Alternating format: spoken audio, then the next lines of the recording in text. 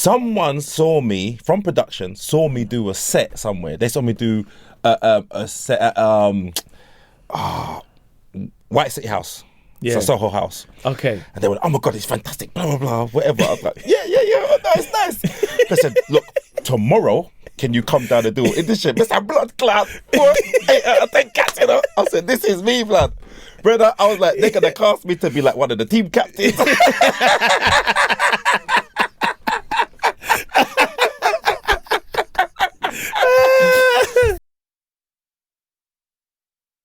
So you said you're from South, right? Yeah. Lewisham. You're from Lewisham? Yeah. But did you grow up in West London? No. South. So I'm from like Lehigh Road. Yeah. So I grew up, I was born Lewisham Hospital, grew up Lehigh Road. And so anyone on Lehigh Road knows my family. Oh, yeah. So my mum's side of the family, Lehigh Road. My dad's side of the family was Brockley. Why? I didn't know you was from South like that. Yeah, I'm South. I don't know why. I thought it was from like Hammersmith or Acton or somewhere like that in West London. Is it? But I never grew up with them type of money there, brother. Oh, right. Nah. I didn't know you, but you don't come across as a South. a South Londoner. Though. All right, I tell you why. Does that make sense? It makes sense. I tell you what happened. I did move to Shepherd's Bush when I was 20. Okay. 20. So with my ex. She had a place in Shepherd's Bush. No, actually, she was in Camden first. Then she went to Shepherd's Bush, and then we moved to Shepherd's Bush. So since 20, I've been out of South. Yes, yeah. I think that's why I think of West, because I think one time you dropped me home from somewhere. Okay. And I think you dropped me in Central because you were like, I gotta go West. Yes, like, that would have been it then. Yeah, I think it was like, I ain't going South, but I'll drop you somewhere in Central or something like that. Yes. So that's the reason why. So, and then we moved to, where did we go to? Then we went Central London. So then I was like King's Cross area. So I was there for years, and then we split up, and then I went back down South again. So I've been back and forth. But what I realised, you see, when you move out of your area, from wherever you grew up in, that's the best thing you can do, you know. Yeah. It's the best thing, bro. It opened your eyes up to just a different pace, a different lifestyle. It's like with me now. Like I live in North London, so I'm around a lot of parks and greenery, and like I go for walks. Like I didn't used to do that stuff exactly because I was like, what am I walking to? I know this area. I'm bump into everyone. Exactly, from old school friends to people that live around the area. Whereas now I go for a full on walk, you know. I say to myself, I need to go for a walk. Like, who am I? And then I'm walking, like looking at the trees and the birds. I'm like, where the fuck is this, man? Yeah, it's age, bro. Yeah. And you know what though, I'm so grateful. Like I know it's mad, you know, like when you look at your life and you sometimes think about the negatives and think about all of the downtimes or whatever, but those downtimes make you who you are. So when I was going through, brother, I've been through some things in my life because I had my first son when I was 22. Then about a year and a half later, then we had twins. So I had 3 kids. Oh yeah, I met your sons. Yeah. Lovely boys, man. No, they're wicked, yeah. Really nice boys, kids, man. Yeah. So I'm 24 now with 3 kids. I had a lot to deal with at a young age. And so it was kind of, I don't know, it kind of shaped me who I am because I've been responsible since I'm quite young. My parents went back to Jamaica when I was 19. So I was left there by myself. Okay. Like no funds, no nothing. They just like, yeah, we're going to Jamaica. I said, all right, nice. So I'm like, okay, so what you lot doing with the house? No, we are selling the house. I said, wow. I said, okay, Ross. Yeah. So did you have to like kind of learn to be an adult then quite quick? Yeah. Because normally you have that safety when you're like 18, 19 to like stay at mum and dad's house. Yeah. No. So when I think I was probably about 18 and my mum said, I want to go back to Jamaica. So at that point I was 18, so she had me at 18, so she would have been 36, 37. So she's still young. Yeah. That's when the idea was born for her to be like, oh, do you know what? I want to go back to Jamaica. She was working housing in Southwark. First black woman in Southwark to be like a manager, but the stress that she had and the responsibilities and whatever else and people speaking to a certain way. Back then, they could get away with a lot of things with being discrimination and whatever else. And so she was just like, I'm doing all of this for what, you know? And then she decided, okay, I'm going to go back to Jamaica. But at that point, my younger brother, there's 8 years between us. So he went back with them. And then, so I'm like, rah, so what's happening with me kind of thing? You got a younger brother? Yes. Did you have any older siblings? That's a mad one. No, so I'm the oldest. Okay. I'm the oldest, but I'm the eldest grandchild on both sides. Ah, I see. So my dad's side and my mum's side. So all of my cousins are younger than me. So I grew up with my uncles and aunts. They were more like brothers and sisters because my youngest uncle is only 4 years older than me. Oh, yeah. okay. So I grew up with my uncles they're my brothers. Yeah, do you know what I mean? yeah. And my sisters. That situation is mad, isn't it? Yeah, bro, it's nuts. When your uncle's like same age. Yeah. So either someone was fucking too early or someone was fucking too late. Or a combination of both. So my mum got pregnant with me at 18 and then my gran had one when like 4 years before my mum had me. So it's like, someone should have stopped or someone shouldn't have started. So like where did comedy start playing a role in your life? Because I feel like when I met you, you was always a comic that I used to look at and be like, "Bro, man, like Kane is just cool, man. Like you'd always dress well, you always had a nice car, and you was mad cool. Yeah. So you never gave off a vibe of a comic that was like, fucking hell, that struggling man. Yeah. Like, do you know what I mean? Yeah. And from what I remember, you used to have properties and stuff. You used to tell about and you speak about on stage and whatnot and stuff. And I used to be like, does Kane need to do comedy? Because feels like from the outside anyway. When I was quite young, I was like, feels like things are going all right for him, man.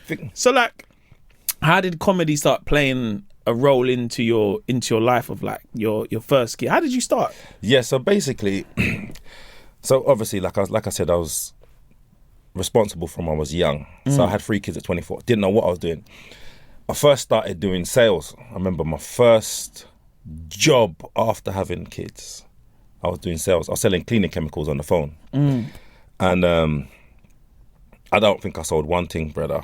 Yeah. And I was on the phone all day and I'm thinking, brother, it's commission based, you know. So I'm like, wait, brother, how are these people making money? The guy next to me, every minute, because they'd ring a bell when someone sold something. Every minute, this brother next to me is ringing a bell. Brother, I didn't even touch the bell once the whole time I was there. Yeah. So I'm like, I need to try and do something else to try and make money because I've got kids now. Then, so I got into property. And so basically I had a little bit of money saved. Didn't know what to do with it. And I was like, right, what do I need to do long term for my kids? So I put it into property. And back then you could get self-certified mortgages. So that meant you didn't have to prove how much you earned or show anything. All you had to do was say, you had to put down a percentage deposit. So like 15% or whatever. And you'd be approved. So I had the deposit and I was like, right, put down the deposit. Bought a flat. I bought a flat and a house first, the first purchase. The flat needed work. The house was a new build. Anyway, did the flat up. By the time I finished the flat, like I'd made my money back on the flat. I said, Rascal, all the way. I said, this is free money. What's the clout? It's like, you know what it does with you? I said, oh no, because I pulled my money out. Brother, I said, I'm not moving from this property thing. So then I started buying some properties. And I had to get to know all the estate agents, get to know the solicitors. But things were much easier back then, where there was this guy who I used to go and see who would sort my mortgages out. You'd pay him a percentage. I think it was like 1% he charged of whatever the mortgage was. So, Doug, all of it was like cash. You had to pay him cash. Dodgy. But he will say anything to get the mortgage over the line. I don't know if we could even put this out. But anyway, so he put me on this scheme where there was this company called, there was this mortgage company anyway, and they were doing, you can buy up to 10 properties. It was 10 to let, it was called, as long as you had a deposit. So I'm like, okay then, how do I find the funds to buy these properties? And at that time, you could get 90% mortgages, you get 100% mortgages, you get 110% mortgages. So you get a mortgage for more than the house is worth. Oh, wow. So what you'd say is like, oh yeah, the property has got furniture in it. So you're buying it with the furniture in it. And as long as the figure stacked up, they'd give you a mortgage on it. So I didn't ever get any 100% mortgages because the rate was higher. So I just kind of like scrimped and scraped, managed to buy my properties first of all, and then started renting them out. And then I was like, okay, so it's good. Then when I reached 30, my dad died. like deep vein thrombosis, blood clot in his leg. Just died, 51 he was, yeah? And I was like, rah, life is so short. So I said, you know what? I like doing properties, but I don't love it. It's not a passion. I love properties, but it's not, and it was difficult. Bad tenants and dealing with the headache and whatever else. And I always loved comedy, always. But I didn't think I could do it. And I thought, my dad was a plasterer his whole life, and he was miserable. He hated what he did. And I said to myself, do you know what? Let me try comedy, because I liked like Oliver Samuels. You know Oliver Samuels. Yeah. I used to love the tapes. I used to watch loads of comedy when I was growing up. And then I did Keith's comedy school. So I went Comedy Store, and Ava Vidal was there. Ava Vidal. She was headlining. And I spoke to her afterwards. I was like, hi, like I've never done comedy before, but I'm interested. She was the one who said to me, go to the comedy school. So I did that for 6 weeks, and then you do a 5-minute set at the end of it. And so I did that, and I was like, nah, I caught the bug, bro.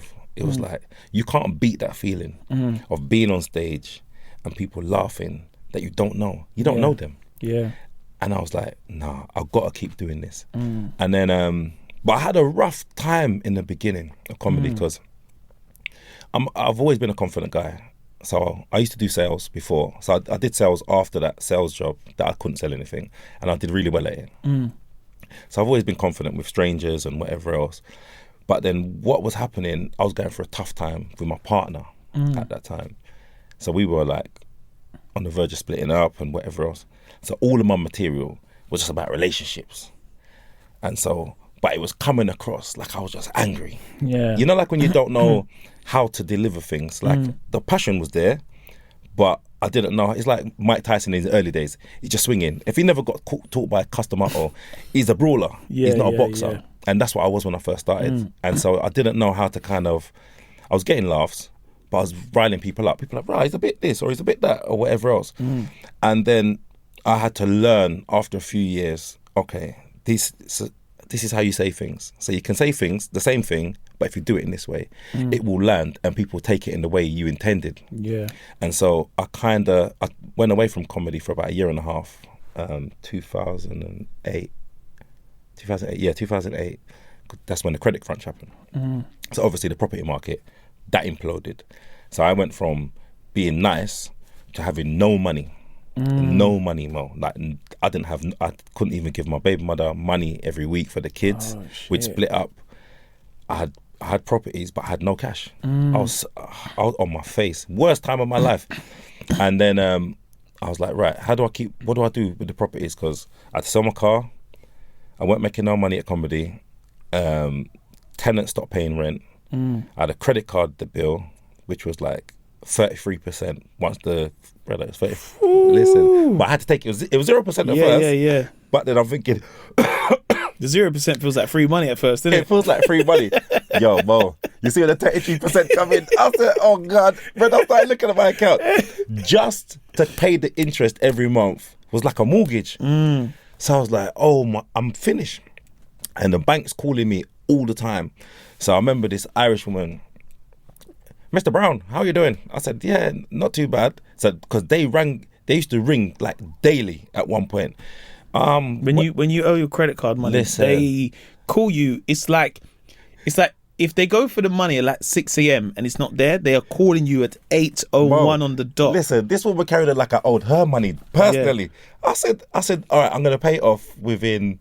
I forgot when I told her what time frame. That time frame came and went, and they called me on the day, and I was like, look, I don't have it. And I remember I ended up borrowing some of the money from this stripper. Yeah. This man. This girl I knew at the time, yeah. Because they got paid cash in it. And I was desperate. So I said, look, I can give you the money back in a couple of months. But she was like, okay, look, I'll lend it to you, whatever. So, and what happens is with credit cards, they started to say, look, well, you owe us this much, but if you pay this much by this date, then we'll forget the rest. So I'm doing brother, I nearly started stripping.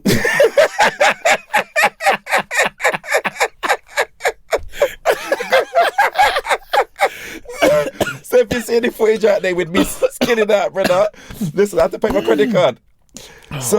I was like, and then, so I paid, I think they ended up taking a third of what I owed them.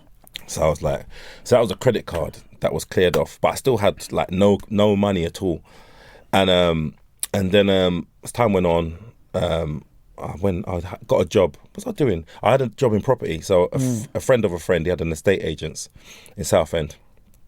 And then because there were so many repossessions, he had a contract with Halifax with all their repossessions for someone to go out, do reports on the properties, and to do the reports on the properties to see what they can do with them, turn them into flats, or how they can get their money back. Because obviously people had borrowed up to the hill on them and they wanted to get their money back. I only lasted like 2 months in that job because I wasn't used to working for nobody. So I've gone to work for him now, and he worked there and his mother-in-law. And so I'm in the office. I'd be on the road 4 days a week looking at the properties. 1 day a week I'd be in the office writing up the reports. So I think this was like the second week. And second month. I'm in the office. And this woman, because she talks to everyone like shit, but because I'm not there all the time, I don't see it. Yeah. So I got in the office. This woman was being so disrespectful to me. I said, nah. And I had no money, you know. Brother, when I say I cuss her, because I'm not taking violation from nobody. Like, I needed the money, but I'm not going to take violation from her. So I cussed her out. She was being rude. And everyone was like, oh, that's just what she's like. No, not with me, brother. I'm the only black person in the office. And she's saying it in earshot of everybody. So I said, nah. So that job finished. So now I'm back on Skid Row now with no money. I said, I'm going to throw myself into comedy again. And then, so that was probably a year and a half had passed. And I said, right, I'm going back into comedy. Worked back into it. And I said, no matter what happens, I'm never giving up. Because this is what I love doing. And so, so the journey started there. And it's been, 20 years now. What was your first gig like? Very first gig was the 5 minutes at the comedy school, which was, it was good. It was good. And I knew I had potential because when you do the comedy school, they put you in the position they think you deserve to be in. So if you're a headliner, for example, they can see the potential. They'll put you in the position they think you're in. So if you're like, oh, you open up because we know you're quiet, whatever, or you close the first half, and I went on second to last. There was a girl there actually who was really good. Never saw her again. There was an Asian boy there who, he still does comedy now. I forgot his name, but he'd been doing TV and whatever, but he was young then. He was like, he was underage, so his dad used to bring him. Okay. I can't remember his name, but he was really good as well. And but it was a really good, and you think to yourself, oh, I can't talk for 5 minutes. 5 minutes is too long, bro. But it turned out really good, and I was like, this is it. But I had some tough gigs, man. What was it like going from that gig where it's kind of like orchestrated in a sense of where they put you on where they think you're gonna supposed to be gonna progress at, essentially, to then going on, at a set at a black comedy club. Ratted. That's a leap. Do you know why? That mashed me up. So how was you when you first done stand up then? How was I? No, how old was you? How old was I? I started at 30. Because the only reason why I asked, because when I started, I was like 19, 20. Yeah. So my age mates, we was all the same age. Yeah. So like me, let's say Bubba, Ori, Travis J, London Hughes, like Jamie Howard, Kevin J. We was all kind of the same age. Yeah. So it felt like, I'm gonna open, you're probably gonna open too. What was it like for you? Because I feel like you're at the age you're at now. When I look at, like for yourself, like Richard Blackwood or Slim, like similar ages. Yeah, so but how does it 10 more years deep into the game? Yeah. So how does it feel being like in that in that kind of middle it's weird. space? You're not like young 20 where you're like, all right, these lot are at uni. Do you know what I mean? You've left a job, you've got children. Yeah. So it must feel like the jokes have to hit quick. Yeah, it was different for me. It was a proper leap because for me, like you said, it felt weird because I didn't come up like the uni route, like where it was like I'm at uni or I've just started my first job, or this could have been like a hobby. Yeah, I never saw it as that. I was like, this is my work. So even when I weren't making money, I'm like, this is my job. And big up to be fair, big up to my ex, who she did support me because she looked after the kids when I was on the road. But it was tough because I've got all these responsibilities, I've got financial commitments, but yet I'm on a stage where I'm making like maybe £60, and I've got to do as many shows as I can to try and just pay bills, let alone even making any money. So it was really strange for me because, like you said, I already had kids, I already had a life. So I was a dad, I was a partner, my youngest son was 8 by then. And so it was like trying to juggle all these things. So there were negatives, but the advantage was the things I had to talk about were real life things because those were my experiences. So I'm glad I didn't start when I was young, because I don't think I would have really found my groove, and I wouldn't be the same type of comic. But I came in with experience, life experience. So I felt like I had a lot to talk about. So I did resonate with the audiences because they were like, right, that happened to me. Oh yeah, I know someone who's been through that. You know what I mean? Like bad breakups, kids, then stepdads and all of that. But I went through a mad, I thought I was going mad at one point, you know. I remember walking around B&Q one time, brother, and I was just like, I was in a daze for about 2 hours. And the stress that I had on me, I don't think people understand. They think because you're a comic, it's like you're supposed to forget your life and just be on stage and just give us what we want. It's like no matter what's going on, you have to be our relief. But where's my relief? You know what I mean? And I remember going through some times and feeling like, fucking heck, man, I know it's something I've got to go through and I'm going to grow through it. But it was tough at the time. But I'm grateful for that experience now, because I know I'm Teflon now. I know that nothing can really faze me. Nothing, you know, nothing at all. So I guess like now where you are, because this is like where you're in your middle, where, you know, I remember seeing you on the circuit when I was like in my 20s, and you were shutting down shows then. Do you know what I mean? So for me and a lot of other comics, it's no surprise to see the heights you're at now in some ways. No, thanks, man. But one thing I definitely commend you on, which I think the way you've done it in the sense of with your, you know, your Instagram lives, and, you know, you're interviewing people who have just come off like, I don't know, like Married at First Sight. Or, you know, it could be an incident that happened and you interview them and you're able to be a comic, you can interview them and you're presenting, but you have this audience that tune in, that it's, you know, it's like the way you've done it in a sense of like, it's just like, I've got this phone. I can jump on live. We're gonna do this thing. And building that, and then especially building out, you know, what you're doing in terms of stand up with your podcast with Christopher Savage and stuff. How are you feeling it now, where you're, you know, I think all comics, we get to a point where we're like, I want to chase that mainstream bag, and then you get to a bag where you're like, I'm doing this all myself. Do you know what I mean? Like, I don't even need to. And then you get the notoriety from other comics of like, Kane, man. When I was in Florida and I told you, and a guy said to me, he's like, man, like, I watch your stuff, man. You got to get Kane Brown out here, man. Oh, sick. I'll be watching his stuff, man. Tell Kane. And I made sure I said, I need to tell Kane this. I'm not going to gatekeep it brother. And say, no. I'll tell you, Because it's like, it's important that you know that there are people around the world that watch your stuff. You don't ever know unless you ever went there. Do you know what I mean? Of course. So how does it feel now within this middle where, like, you've been on tour for almost 2 years? You know, is there still that hunger and that pressure where I felt like before the jokes have to hit because you're like, got stuff going on. I got kids and I don't enjoy doing the sales job, but this is what I love. Is it harder to create the material, or do you find it easier now? It's a good question. I'm finding it like I feel like I'm in my element now. And one of the things that has taught me such a big lesson is the industry, mainstream, didn't give me an opportunity to express who I was. So what that did was either you die out or you fight. So I decided to fight. Lockdown was the best thing that happened for me. Lockdown was the best thing.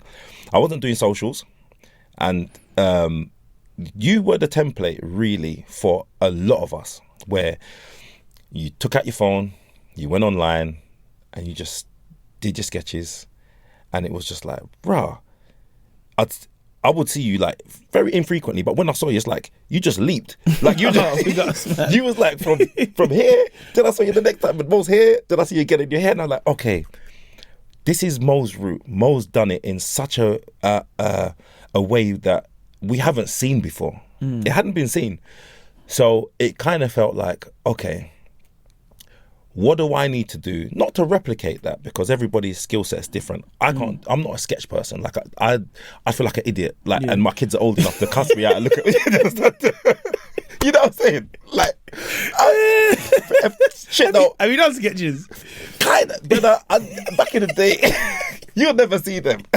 Brother, I had to get them taken down. I said, nah, this is not me. So it's a different skill set. And so for me, I was like, I need to do something that feels comfortable for me.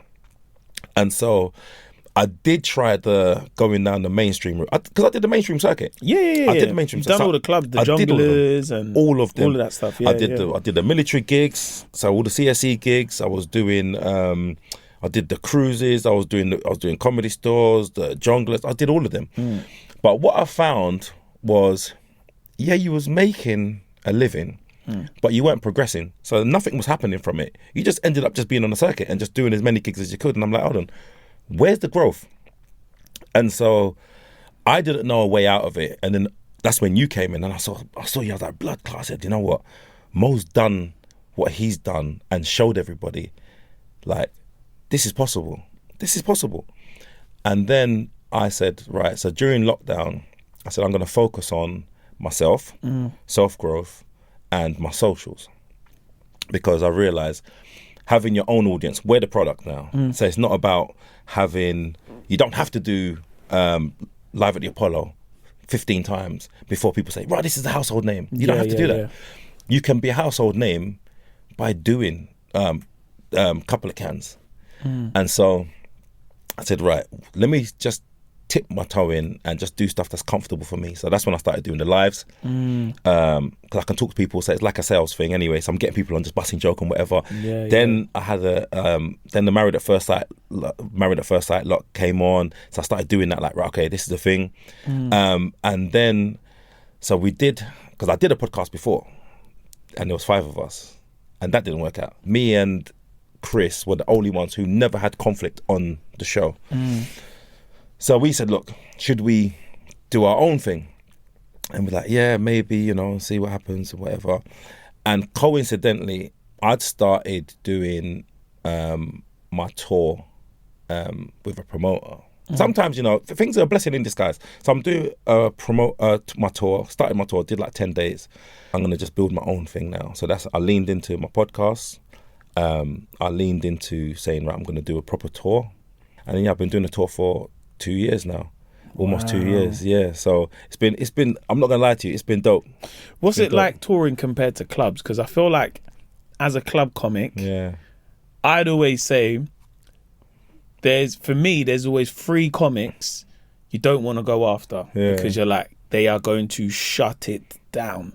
So like yourself, Slim, and Richard. It was always like, whew, you go after them. You gotta work, especially on the circuit when it's like a bunch of comics. Because most of the time, as a younger comic, I just feel like it's just like a level of respect. To just be like, well, this person's older than me, so they should go after me. But also there's like the way that you can control a crowd, whether it could be a heckle or the way you interact with people, your material. It's like you've got this really nice nature as a comic where you come on stage, you might have a drink in your hand, you're smiling, you're like, what's going on? You all right? You all right, brother? You all right? Cool. You put your drink down, after the madness, and you got this such infectious smile. when it goes well, it's like, you're watching it backstage, watching you work, and you're like, you guys a couple, and people will open up. They're like, oh yeah, cool, man. You're always dressed well, you're good looking, very like, you know, you can draw people in. He's like, yeah, okay, cool, very nice hair, very, very cool. This is nice, yeah. It's like you have a really nice nature of like, from what, this is just my perspective from watching you, you're not like, okay, let me have a look, I'm gonna get you. We spoke, it's almost like, yeah, you know, you get something back, and you have a way of kind of being warm with an audience that, you know, you can banter with them, but it's also like, just let it know, let's let it be known though, don't disrespect. Because I can turn this up. And when I mean shut it down, it's like, wow. Like I remember when you done my show in Cardiff. And I headlined, and I know you went before me, and I was sitting there and I was like, oh man, I'm going after Kane, man. Let me just it wasn't even like I need to have better material, because I was like, Kane shuts it down. Like, but in my head I was like, I just want to be good today. You was dope, bro. No, but in that day I was like, I want to be good, because I know already, innit? And I'm never one of those comics where I'm like, yo, bro, like, if you do some of the material, but I'm going to talk about this. I would never do it. That's the cringiest thing ever. I was like, just do your thing, innit? Do you know what I mean? And I've got to figure it out when I go on. I'm never like sitting there at the side of the curtain like, this guy, man. I wanted to talk about the Caribbean thing. Nah, man. Pacing up and down. Oh, bro, man. Like, but also at the same time, it makes me up my levels of like, cool, this is a leader in the field. This is someone that I admire and watch. And I'm like, cool, I just need to make sure I'm on par, innit? Do you know what I mean? In the sense of like, I want to have a good set today. I'm not trying to compete, but I definitely want to have just a represent good set. Yourself. Massively, man. Yeah, it was a wicked night, that, man. I really had a good night. I had a lot of people from that show actually come on my tour. And like, Cardiff is a really nice place to do comedy. You know, I'm telling you, Cardiff is. I wouldn't even say it's an untouched gem, but they are one of the nicest audiences. Yeah, they are. Yeah. They proper. If they follow you, they follow you. It's yes. Like, You can put another show on. I'm gonna go and see him again. Yes. One of them ones. Yeah. 100%, man. So like, where you are now, because now you're doing like more mainstream gigs, just doing stuff, you know, like BBC and stuff like this, and you know, you've worked with like your likes of your BBC One Extras or MTVs and stuff back in the day, and like Comedy Central and stuff. How do you feel it? How do you feel it is now, where, you know, the cameras are on, and it is essentially this, you know, a big company, for example, where it's like, oh, like, I don't have the pleasure of tapping into this audience because you're on the clock. It is this, okay, just let you know, it's going to go like this. We're going to bring you out. And now you're like, oh, this isn't home crowd anymore. Do you know what I mean? Like, because I feel like when you tour, the pleasure I can have sometimes is that this is home crowd, isn't it? Yeah, of course. And the minute I do something else, I'm like, oh, right, is this? What's going on Yeah. here? Do you know what I mean? How do you find it now? Do you know what I realised? And this is the issue that I have. And so I know that all of the different platforms who put on comedy shows and have comics go on, what I think they fail to do is replicate a night out of live comedy. I feel like what they do, they take away some key elements. So the lighting's always wrong. It's bright, isn't it? It's just too much. Like, bro, it's so bright. I can see everybody. Oh man! Yeah, I thought it was just me. It's so bright. It's too much. It's too much. There's people pacing up and down. There's cameras swinging in front of people's face. That is not a good replica of a live comedy night. And so what happens is the energy is different in the room for everybody. Yeah. So you're gonna react to that. So what I noticed when I was watching like Live at the Apollo, for example, some people would do well, not necessarily because they did well on the night in the room, but because they did well down the camera. Yeah. But I know the audience weren't reacting like that necessarily. So what I realized was, it's like, you got to forget what's in front of you and play the camera. And Kerry Godliman's really good at doing that. So she does her material, and it seems as if no matter what's coming back from the audience, she's doing it how she would do it if it was a comedy night, proper comedy night. And so I feel as if that nobody quiet does it Correct. So when I go to these spaces, I'm like, all right, it's going to be shown on TV. So forget the audience in front of you. Yeah, they're there, but I'm not playing to them, because I realise if I play to the audience, sometimes you see, I saw a really good comic, I forgot his name, do Live at the Apollo, and it's a great comic, but didn't translate down the lens. And I was like, it just didn't land. Nothing landed down the lens. But I know on the night, maybe he did well in front of the audience. Yeah. So I feel like the dynamic changes when you're doing some of these spaces, because on a live comedy night, I can feel free. They want to know what you're going to be talking about, exactly what you're saying. Don't come off script. You got your 8 minutes. And so it kind of, that freedom don't feel like it's there as much. And so that's where the magic is. The magic is in me being free and you being free on stage. Yeah. And I don't feel like the people who are the production, I don't feel like they're comics, so they don't understand what it feels like when you're in that space to be it's not the same. Yeah, you can know what my material is, but how do you get the best out of it? You get the best out of it when you replicate what I'm used to. Yeah. And that's not what you're doing, because everything's wrong. Like it's like you got people, like I said, people walking around, the lights. It's just like, then what they'll do, the night's long as well. Oh yeah. The night's long. And so it's, I don't know how you get around it. Because I felt like back in the day, they used to, Live at the Apollo used to feel more like a comedy night. And I don't know what's changed, but it doesn't feel like that now. When you watch it, it feels like you're just watching something else. It doesn't feel, and it's nothing, I don't know what they can do. I don't know how you can change it. But I'd like to start putting on something that's produced in a way where people get that experience at home. Yeah, it's like a rawness. Yeah. I know what you mean, because I feel like I grew up watching Def Comedy Jam. Right. So that was kind of my route in. Exactly. If I'm honest, when it comes to watching live comedy, where I know it was produced, but it felt like what was happening in the room was a reflection of, it wasn't the camera, it wasn't the crowd. That's right. And it's interesting you say that about the audience, because I think the first time I ever done any comedy to a live audience in front of camera was Russell Howard's Hour. Ross. Where he'd put people on and you do some stand-up. So he'd do the show and he'd introduce the audience to a comic. Yeah. Now I know that wasn't my audience. That's right. But I remember just playing down the barrel of the camera. That's First thing I asked was like, okay, cool, the camera's there. But what I realized, when you play the camera, you're like, I know I'm going to get laughs. I know I'll get laughs. But as long as I play the camera, you're not going to see it in my eyes when it doesn't feel like I didn't get the laughs. Exactly. Do you know what I mean? Exactly. And I think it's hard. It's a hard way to play comedy, because we're so used to reacting off the room. If it is filmed, we don't know. It's just at the back of a comedy club. We don't even acknowledge the camera. Not we're paying just attention like, to it. It might be on, it might be off. Yeah. Sometimes they record it and you're like, oh, cool. And you hear the sound and you're like, didn't sound like that, man. Yeah. Whereas now it's like, cool, we got the microphones. That's right, yeah. Even on the last tour I done, I said to my friends, I was like, look, let's just not even film it for anything. I always like to see it back. But I said, let's film it properly.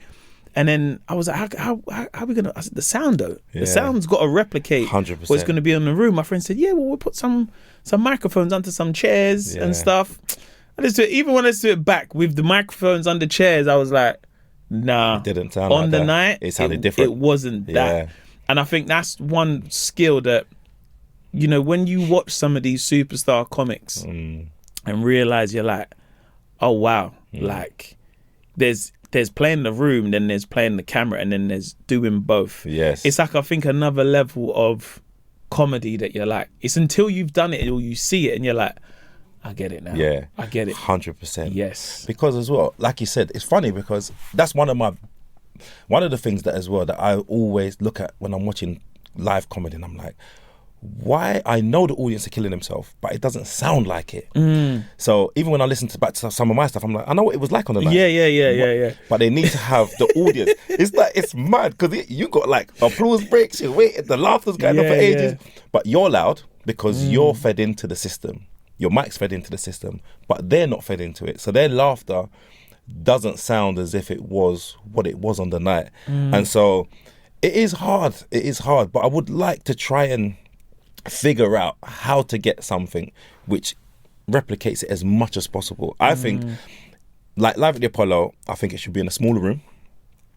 maybe a 500 seater comedy club, low ceilings, dark walls, and then it's like, and the cameras are not moving around a lot. Because it's the audience that you're trying to, you want the comedian to feel as comfortable as possible, and you want the audience to be as relaxed as possible. When you've got that combination, now we can do our job. Yeah. When the audience don't feel relaxed, the lights on them, the room's not the right temperature, or it's like there's a long wait, or they've got to watch, like, because Live at the Apollo, they film 2 shows on the same night. If you're in the second show, it's a long night if it's the second show. So it's kind of like, I know you've got budgets and whatever else, but I think that there could be a more productive way to do it where everybody enjoys the experience more. And it will come off, you'll have a better product at the end. Because I don't feel like stars are made anymore from TV. Do you know what I mean? I don't feel like there's no one like on the come up where it's like, right, this one's going to be a big star now. I don't feel like that TV thing's not really there anymore. Everyone's online now. Yeah. So it's a different space. Do you feel like with TV, because I feel like when I used to see, like, I don't know, a show like 8 out of 10 Cats, Mock the Week, it would feel like, even being a comic on the black circuit, you'd be like, I'd love to go on that one day. Yes, man. yeah. Do you know what I mean? Just to have that quick comedy, and you sit on a panel. You know, it definitely, especially if I've seen someone that I knew on the show as well. Of course. You know, if I see like Nabil or Ola, and you're like, oh, right, like we can do that. We can fill that space. Do you know what I mean? Yeah. I just also felt that, like, with TV at that time, where, you know, someone would do, because when you realise how they got onto the show, you're like, oh, so you do Edinburgh. Yeah. Then maybe a producer might see you, and then Channel 4, and then you get on to do that show. Yeah. And I didn't even know that you have to do, what's it called again? You got to do auditions. Yeah. And have you done an audition? No. Who did you do an audition for? Brother, I did it for 8 out of 10 Cats. Listen, I don't know. It's in West London, isn't it? Listen, in Bush. Listen, bro, I don't know who was representing me that day when I sat in that chair, but it weren't me. I said, hold on. Brother, I walked out there with my head down. I said, oh no. I said, what was that? No. I didn't know you done an audition for that. Listen, someone from production saw me do a set somewhere. They saw me do a set at White City House. Yeah. So Soho House. Okay. And they were like, oh my God, it's fantastic, blah, blah, blah, whatever. I was like, yeah, oh, no, it's nice. They said, look, tomorrow, can you come down and do it? This shit, Mr. Blood Cloud, 8 out of 10 Cats, you know? I said, this is me, blood. Brother, I was like, they're going to cast me to be like one of the team captains.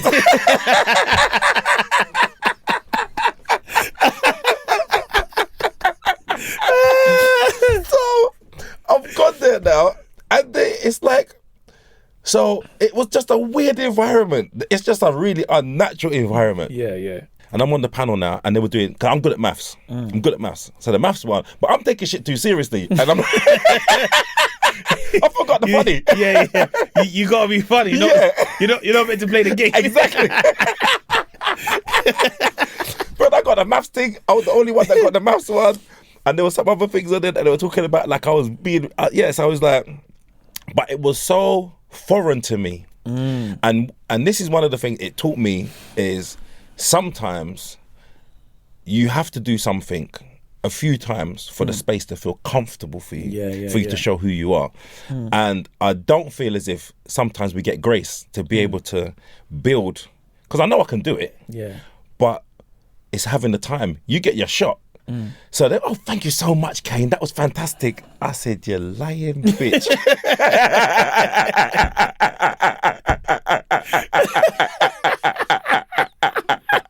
I knew I weren't getting a call back. You knew in your heart, innit? In my heart. I'm not coming back. In my heart. Yeah. And the thing is, it's like how you think it's going to go and how it feels when you're there. It's like, it's two different things. It doesn't go. But also, those people that do panels a lot, they know how to do panel shows. It's like a skill in itself. It's like doing auditions for, you know, like if you're acting auditions, when you're doing it down camera and you're doing like a self-tape, for example, that's a skill in itself. You might be able to do the acting job, but you need to be able to showcase yourself in the audition for them to say, yeah, they could do it. Yeah. And I know I can do any of the panel shows. Like, I can do it like in my sleep. But when you're in that space, it's so unnatural. It's kind of like, I know I didn't represent myself really when I was there, but it is what it is, and I took it on the chin, and I thought, all right, maybe in a couple of months they'll like, oh, Kane, do you want to, brother? I ain't heard nothing from them. Do you know what it is also? I think when I realised, when I started doing TV and I go on a panel show, I was going out to an audience who didn't know who I was as well. So trying to get a laugh from an audience who, they're fans of the show. That's right. They're fans of maybe the comics that are on the panel, and then there's me already. They're like, I don't really watch much black comedy. Exactly. I don't watch a lot of UK black comedy. I don't know any. And you're like, that's all right, cool. And then you start telling material, and you're like, they're not even riding this. Nah, nothing. It's like, this nothing is popping. Brother, you're just laughing to yourself. Yeah. Like, you just have to laugh at everyone else's stuff to look like you're having a good time. Yeah, you know? that's right. Yeah. Do you know what? I remember doing Big Fat Quiz of the Year. Okay. The first time I done it, and I was told it's going to be a long record. It's 5 hours. Jimmy Carr's hosting. And I don't know if you feel this, but I feel like in the black comedy circuit, when it comes to like comics getting each other, it's like you got me? It's a all right, thing. cool. Yeah. But you know I'm going to get you back. Yeah, that's right. But it's friendly fire both ways. 100%. But there needs to be something to just spark the friendly fire. Of course. If I've said something and you say, what? Right. How you mean? Then you're like, oh, yeah. And you can do that back and forth. Yeah. I remember saying something, and then Jimmy Carr said something, and he was like, yeah, Mojo. And I was like, bro, like, I never met it like that. I didn't even do anything, bruv. What you coming at me for, man? But I'm not used to that, innit? Yeah. I wasn't used to that. So I was like, bro, like, what? That? But then I think quickly, I was like, he's the star of the show. That's right. This is a mainstream show. This audience don't even know me. So I can't even be like, all right, well, I'm going to get you back. Because the audience are like, we don't know you, That's know? our guy. Yeah. And I think once I learned that very quickly, I said, oh, I understand how the panel shows work. Yeah. Because I'll be honest, there's a lot of panel shows that I've been asked to do it, and some of them I'll be like, that's just not where I'm going to thrive in it. Yeah. I don't know if my comedy is going to come across. And also, like, I know on certain shows, it's like, cool, like, I can lend myself to that. Yeah. Will I be that funny? Yeah. I don't know, you know? Like, and I sit there and I do some shows I've done, and I'm like, okay, cool, I get how this works. I get how this plays that. And different shows, whether it's like a league of their own, you know, that's very much because you're football, innit? Sport and stuff, and you've got a sports star on, and everyone gets them, and you're like, oh, this goes anywhere, innit? Kind of thing. So you have to hold your own amongst different people, or whether it's something that's more witty, would I lie to you? Yeah. And, you know, you got to tell a story, and that, you know, you're like, all right, come on, Mo, so tell us, was that what? Yeah. What? No, I don't. And you have to find your way of like, I get this. I get this show. And that's what it is. Do you know what I mean? That's what it is. And what you find is the people who have had the opportunities a lot to go on there, like the team captains, they get it. So it's like on my podcast or show that we do online, I know how to fill that space really well because I know my role. And so I can take criticism on there. I know how to play down. I know how to be big. I know how to navigate the space.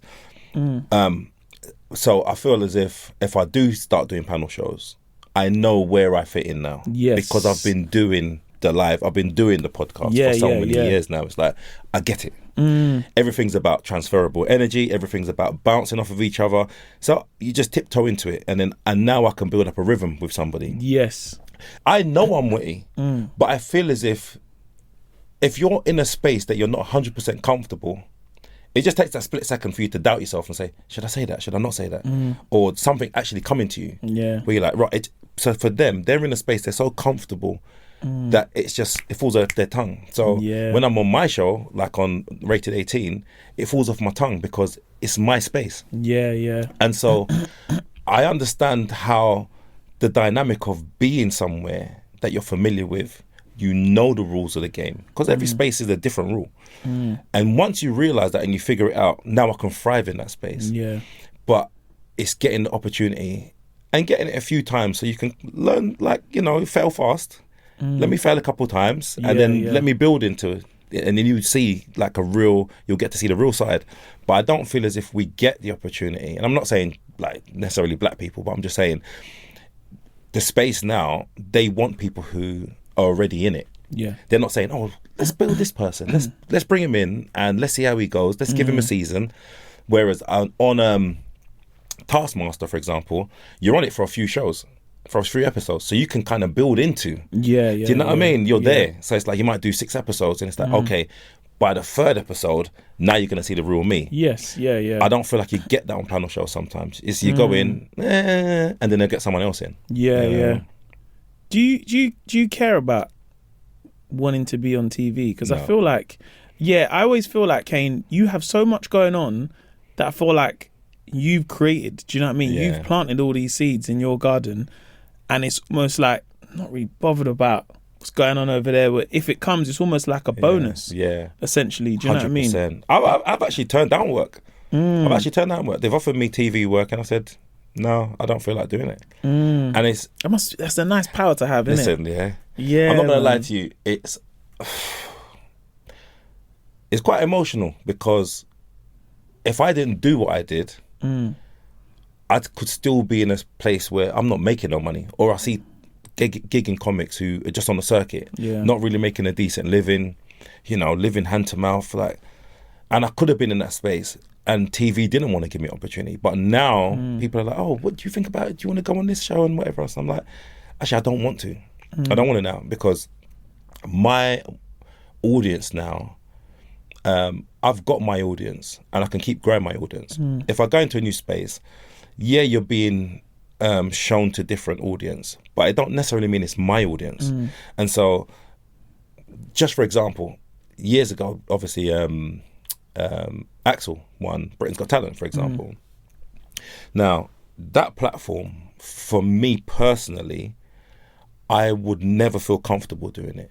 And I don't knock anyone for doing it because it's done amazing things for people. Yeah. But it's not I see myself as a comic.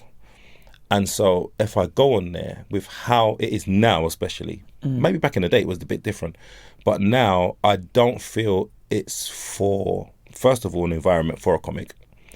And also, I don't feel like they're trying to progress your career. I don't feel like it's for my benefit. It's to make a bit of TV. If you win or you get far, that's still for their benefit. And I don't want that old school TV audience because they're not necessarily comedy fans. They will come out to see you because they've seen you on something. And there's no I just feel like there's no longevity in that. People who watch TV now, they're not young anymore. Really, no one watches scheduled television, really. Everything's online now, and if it's not online, people might watch 1 or 2 shows. There's one show you might watch a Traitors and say, that's my thing. No one's sitting down. Do you think you could be your unfiltered self, though? Because I feel like you definitely, I feel like you've always had the pleasure of being super unfiltered. Yeah. Do you know what I mean? Whether it's your podcast or your audience, and you have an audience who are used to that. Yeah. And seeing you on a Britain's Got Talent, you'd be like, you're not going to get me. Yeah. It's like, for example, sometimes people say, Mo, man, like, you should talk about this and be a bit more raw. And I'm like, if you've ever seen me from my 20s to now, I've never been that comic. You've never been. Do you know what I mean? So if all of a sudden I start doing material where it's just like, you lot would be like, oh, right, Mo's going down this lane. That's not him. That's not you. Like, I know that's not him. Yeah. So someone's in his ear. Yeah. And I think that's the thing when it comes to stand-up. It's almost like when you have mouths to feed and bills to pay, you're like, I need to play to my strengths. Yeah. Because I'm not, yes, you want to definitely push the boundaries, but I just feel like we as black comics don't get the chance to push the boundaries and wake up and say, well, I'm going to do some political stuff today. Yeah. Because you're like, people are paying £20 a ticket. Yeah. I can't just change it up overnight because I feel like I want to. Because you're like, people will go and be like, yo, okay, like, I bought my missus here, my brother. I know you want to change your thing, but like, obviously, £40. Yeah, you know what I mean, my brother. Like, I thought it was good. Like, it was good, but yeah, like, you know what I mean. Like, people won't say it's bad. Be like, okay, bit different. Yeah, exactly, exactly. Okay. Yeah. I just don't think we get the flexibility to. We don't have a chance to experiment or try a thing. Hence why, like you're saying about panel shows, going on there knowing you're like, if this goes well, yes. If it doesn't goes well, I'm not getting that call back again. Yeah. Do you know what I mean? Yeah, 100%. It's mad because this is one of the things. This is one of the reasons why I stuck with being as authentic as I can with myself. Is because I realised Jimmy Carr. There's a Jimmy Carr. Jimmy Carr is hilarious, and he said some wild, outlandish things. I don't know one black comic that could get away with that. I don't know not one black comic. No, sure. And so it's like, hold on. So there's a space for that comedy. There's a space for, you know, outspoken, authentic comics, but not with us. And I'm like, why is that? Why is it that I have to be sanitized for you to find me palatable enough for you to say, I'm going to give you opportunity for something? And I always understand that everybody's got their journey. So I know you might see me years ago. Now I'm different, but years ago I know maybe you might think, "Rah, Kane said some mad things," but I'm learning as well. I'm still learning to do this craft. Yeah. And so the opportunity sometimes, he's really funny, but fucking hell, it's a bit. That's what I used to get a lot years ago. Now I've managed to still have that rawness with the likability and with the keeping people on side. So there's no pushback from anybody where it's like, I've found my groove. And so I know if I didn't have that journey where I was saying what I wanted to say, I wouldn't be where I am now. I've had to learn to navigate that space where I don't feel as if I'm in competition with anyone. I don't know any other comic that's like me. Not saying I'm better than anyone else, but I know that if you come to my show, you're not going to feel as if you're at somebody else's show. Yeah. This is my voice. This is who I am. And that's really important to me. That for me is what I love about my journey, is the fact that I know all of the knocks, all of the knockbacks, all of the no's have been to mold me who I am now for my audience to see. Because this is what happens when you get, it's like when you get a certain level of notoriety, people feel like this is how you've always been. Yeah. And it's not. You're growing into the space that you've been given. So when you first started, sometimes you get opportunities, and I'm learning on the job. I'm learning on the job. Like I've never done something before, and I'm doing it now. But because loads of people know me, you expect me to perform at a certain level or a certain way, and it's like, give me a chance to grow into what I can become. Yeah. And so I'm now in a space where I'm 51 now.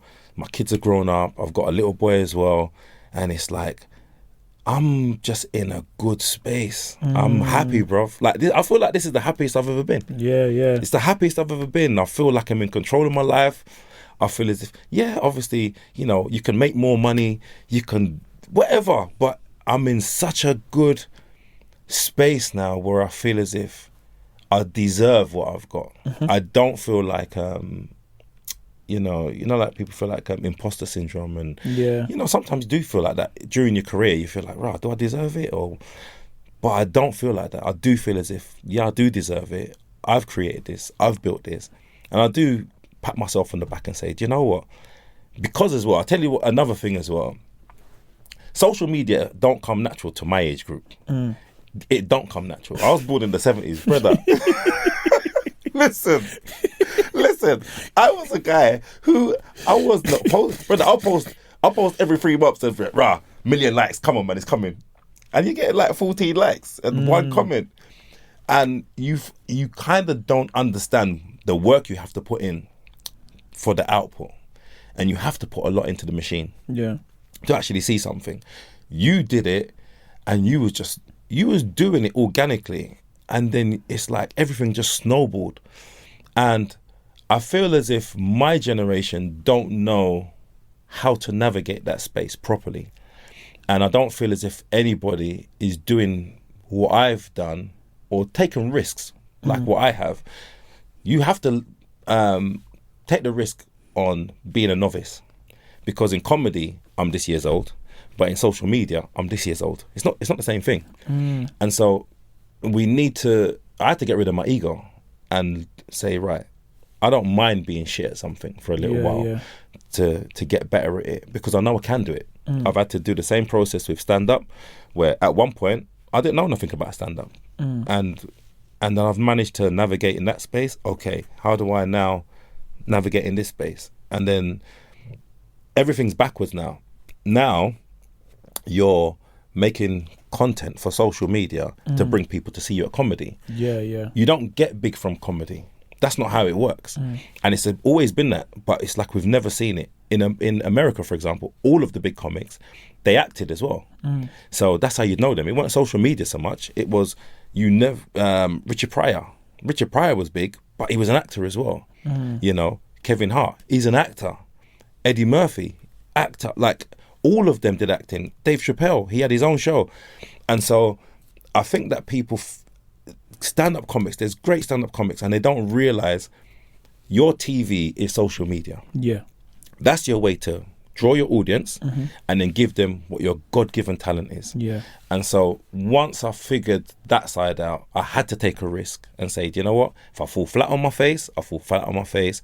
But I know I'm smart enough to be able to make it work, because I see things in it. I see how the industry is. I see opportunities or lack of opportunities, and I'm like, I have to do this myself. So I kind of had to force myself. All right, lockdown, like I said, if it weren't for lockdown, maybe I might still be not really pushing myself properly. But that kind of, you had to sit back. I didn't have excuses. I had a bag of excuses. I had a bag of excuses. Nah, man, fuck social media. And that's not me. I'm not doing that. I'm not being an idiot in front of the camera. I'm not doing it. That's not my thing. You got to do it. I think it also comes with pride as well. I think 100%. Within our circuit, we're very prideful. Do you know what I mean? We want to come on stage. You want to dress well. Black people judge you, boy. But also, we're also comics who, we don't want even the audience to see us. We're like, let me go through the back. That's let's right. get a drink. Are you on? Don't talk to me. I'm trying to. Like, do you know what I mean? Like, 100. Where once you drop that, and you know, you get to a gig and someone's like, "Bro, you're on." You're like, "Yeah, bro, just having a quick drink, man." Because now you don't have. I guess it changes as you get older, but also the more notoriety that you get. But you think like, does it really matter if someone's seen me? 100%. Do you know what I mean? It's like, I'll tell you what it is. It is, like you said, it's your ego, but it's being vulnerable. I'm so comfortable being vulnerable. And so who has power over me other than me when I don't care what people... Not that I don't care what people... No. I don't care what people think, but I care what people think, if that makes sense. So I'm not bothered what you think. If you like me, if you don't like me. But it's nice if you like me, but if you don't, I'm not that bothered. I don't know you. I don't owe you anything. And when you're in that space, nobody really governs how you feel. So like you said, I don't go into a space now where I'm like you know, I'm on there. Don't talk to me. Brother, whatever. I'm vulnerable. I don't care, innit? Why you good? Everything's good. It doesn't matter. Nothing's ever that important. And you kind of, when you look at the grand scheme of things of life, you know, it doesn't matter. Like, I want to bring joy to people. I want people to feel something when I do my craft. I want you to walk away and say, oh man, I had such a good night. People are going through shit, man. People have got tough lives out there, you know. Really real shit's happening. People are dying. There's things going on. Look what's going on abroad, like with all the wars and stuff like that. People are going through real things. And if I can have give them a half an hour respite for them to forget their problems and kind of like laugh and just kind of feel joy, that's, for me, that's the gift. For me, forget the money and the notoriety and the numbers and whatever else. My gift is, for me, that I manage to make people feel a certain way in a positive way and just have a positive impact on people. And you're going to go back on the road again after this tour. Which is, I feel like every comic probably has that thing where you go on tour, you're like, oh, I'm having a break after this 2 years. And then halfway through the tour, you're like, you know what? I might go back on tour again, you know? But you're going to do a crowd work tour this time, right? Yeah. So I've been doing crowd work shows. I've been doing it like probably not every month, but I'd have a run of like 4 months in a row where I was doing crowd work down at Backyard Comedy Club. And they were selling out. I was doing really well with them. And I said, you know what? I really want to do a crowd work tour. I want to put myself under pressure. I want to see how I navigate this space now, because this is new. Every room's different. With Backyard, I'm used to the same room, so I know how to play it. Now I'm going somewhere else. The sound's going to be different. The audience is spaced different. The lighting's different. So now I'm having to figure shit out there and then. And there's no second chances. But what that does for me now, I have to be in the moment. I have to be present. And nothing feels better. You know what it's like when you're on stage, brother. Nothing feels better than when you're present. You know, like when you're there in the space and you're like, I see and feel everything. I feel the energy. I know my timing's going to be perfect. I know when I say this next line, what's going to happen. My body's moving correct. It's like everything's just fluid. And I like to put myself in uncomfortable situations where and that's where the magic happens. The magic happens when my back's against the wall and I've got the pressure on me. And it's like, right, okay, I need to figure out an hour's worth of material in front of an audience. I don't know what's coming back at me. I don't know what's going to be said. I don't know what's going to happen. But I'm going to react to everything as much as I can and create a night that people are going to be like, rah. I've never, because you don't know what's going to happen. Yeah, and also it's like one of those unforgettable nights where everything you've done it's happened in that room. So people will leave and be like, if I see that show tomorrow, it won't be the same show. Completely different show. So that for me, I don't know if anyone has done that. I know that obviously Matt Rife does, but I don't know if he does just crowd work. Obviously Nate Jackson as well, but I don't know if he just does crowd work. But nobody is doing it here. And it's one of my strengths. I would love doing my hour where it's scripted and I've written something about a particular topic. But I do love the space of, let me do something that's now. And the audience feel it. You can't replicate that. And that energy in that room, when they know, it's like we both, sometimes I shock myself. I'm like, right, this brother's funny here now. You know? You know, when someone comes to you, you say, blood, hey, I'm all right, you know? It's a great feeling when you're feeling your own shit. Especially when you just made it up and you're like, right, where did it come from? I got a big laugh. Thank you. It almost like you justify it to the audience where you're like, I told you. Right. I told you. That's why you're here. That's why I'm here. That's why I'm here. Yeah. Like Dave Chappelle said, that's why I get the big bucks. But that's the thing is, when you're inspired, so you got like, you're in a space where you're, you know, everything that you're doing is going to land because the confidence that you've got behind yourself it's unshakable. So if nothing's happening, you create something from nothing. So it doesn't matter. I feel a void where there is none. So if there's not getting much back from the audience, I know which direction to go in. If I'm getting a lot back from the audience, I know where I'm going. If something mad happens, I know where to go with that. You're very self-aware. And I think that's definitely one of my skill sets that I like being present. I love being like, now in this interview, you know, like some people come and you can see they're like, right, I've got 4 jokes that I need to land. I don't like being in that space because it feels like, all right, there's my opportunity now. Let me you understand? And I don't like being there. I want it to feel fresh for me. And that's when you get the best of me. You know? But no, it's been such a pleasure to have you on the pod, man. I think you're definitely, I guess for me, you're a comedian's comedian. Do you know what I mean? I appreciate that. Being able to watch you as a stand-up of like on the circuit, whether it's like back in the day at like a Sunday show or, you know, like at your own show, seeing you headline, you're one of those comics that you sit and you're like, oh man, like, yeah, that's, if I was in that crowd, I would be in hysterics. But I've got the pleasure of knowing you and speaking to you and like being backstage and being like, oh yeah, I know how that one worked. I know, and you know, and you're also like, you give people a lot of your time off stage as well. Do you know what I mean?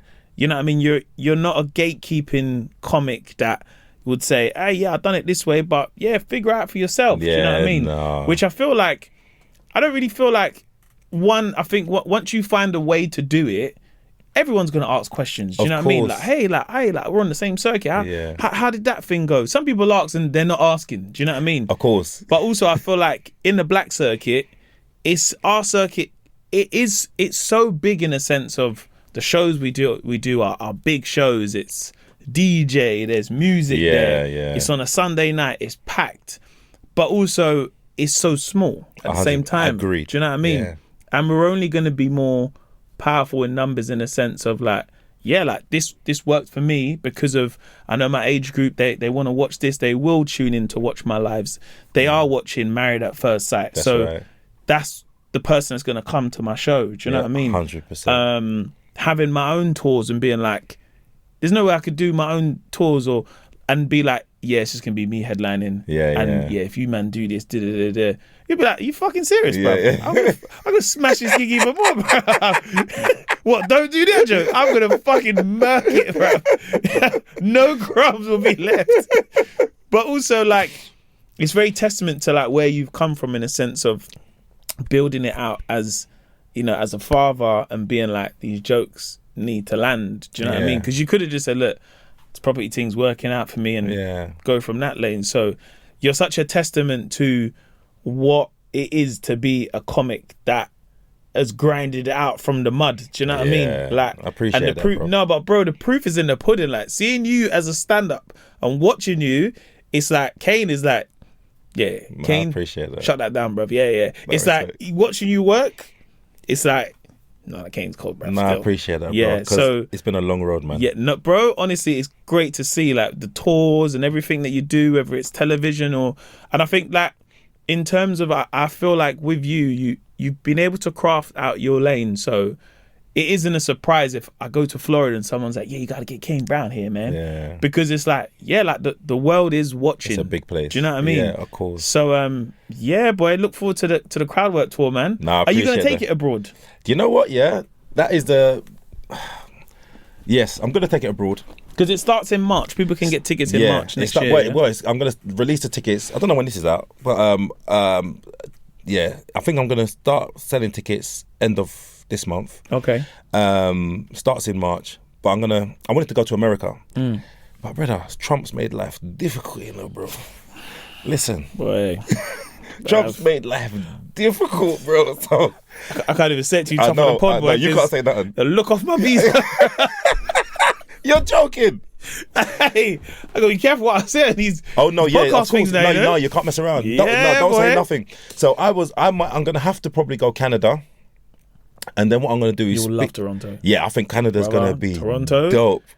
Like, Toronto outside of London is probably top 3 places. Is like, it? America's nice. I've been able to go because it's different parts of America, but like I've only done Toronto, but the nicest people, bro. Like afterwards, I'll be like, look, let's do a quick meet and greet. If anyone wants to take a picture, you know when someone shakes your hand and they look in your eyes and they say, "Yo, bro." So I say, like, you really repping that. They'll be like, "Yo, bro, you really repping the Caribbean, man. Bros. I really respect what you're doing." I'm like, I ain't really repping it like that, but for them, yeah, it's like, yo, man, like, done no, bro. Like, respect your ting, my guy. I'm like, you actually sound like them. Can I get my hand back? Yeah. But I swear to you, one of my favourite places to ever do comedy. Yes. Oh, I'm 100% doing Canada. Yeah, you'll really, really like Toronto, man. I'm definitely going to do Europe. Definitely going to do Canada. If visas get sorted out and whatever else, obviously it costs a lot of money with the legal fees. Because I'll tell you what my problem is. So now I can't go on an ESTA anyway. Yeah. And if you're working out there, you've got to go on a working visa anyway. Yeah. But one of the issues that I've got is I actually went to Somalia years ago, 2018, did a gig for the military. Yeah. It's on one of the 7 banned countries, isn't it? So swear. Brother. Yeah, so now I've got to do a proper application, go into the embassy. Okay. So that's why it's taken so long. So I'm going to do that. But I'm definitely going to touch America because I know I've got a big audience in America. Because basically our podcast, like, big up Christopher Savage, big up Percy, big up the cameraman, big up our audience, rated 18, and all the ratings. I got to big them up. Sorry. Yeah, man. No, of course, bro. But we've got a big following in America. So like obviously with our Patreon, we see like where everybody is, and it's like they're like, no, you need to come over. You need to come over. When we realise, yo, brother, we was gonna do a tour out there. Yeah, brother, everybody need a visa. Yeah. So what? 12 grand a pop. I said, hold on, wait a second. Man got us like Madison Square Garden to do. I said, nah, bruv. Kane, it's been such a pleasure, man. Thank just you, knowing bro. you was coming on the pod, I was just so excited, man. So thank you. I really, really appreciate you coming on the pod, man. Thank you for having me just on, bro. As a comic, like even when it's the small things of just, there's times where you just drop me home for a gig or drop me to London and stuff like those things. I really, really appreciate, man. So to see your success, seeing you touring and like seeing you get like the fruits of your labor from you planting the seeds, bro, like. Yeah, it's great to see, bro. I really, really appreciate it, man. And this, my friend, has been your beginning, middle, and end. Thank you very much, my brother. Thank you, man. Appreciate you, bro. Man. Thank you, bro. Appreciate you, man.